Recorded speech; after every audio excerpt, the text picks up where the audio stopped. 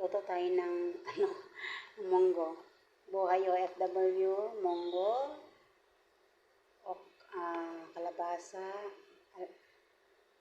alubate, mushroom, at saka broccoli, at saka masisarap. Yan, pure lang, walang lasa, walang hipon, walang isda, wala. Pure lang, pure gulay.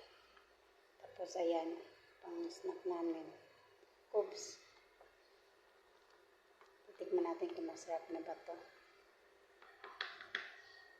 Kasi, dalawang bahay ang bibigyan ko nito. Ang kapitbahay namin at ang kasunod ng kapitbahay namin. So, mga Pilipina doon yung mga katulong. So, ako may time na pwede kami makaluto dito. So, ako na ang luto nila. Bili lang sila ng anong gusto nila. Ako na magluluto. O, diba? Libre na kami ng ulam. Lunch lang na. Lunch natin ito. Ayan. Hindi ko na video kanina kasi nito wala ng oras. Takpan muna natin.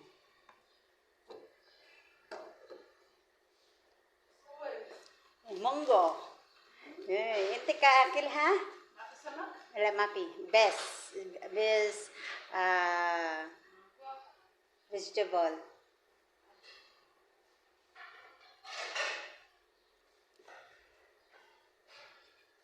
Tikman natin ulit.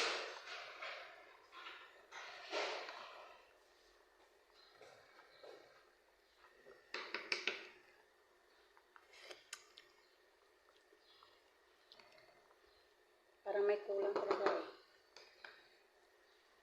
Asin na lang. Parang asin na.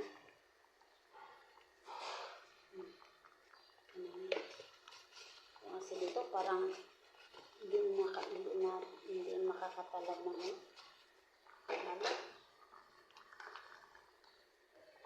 so walang ito, lemongrass.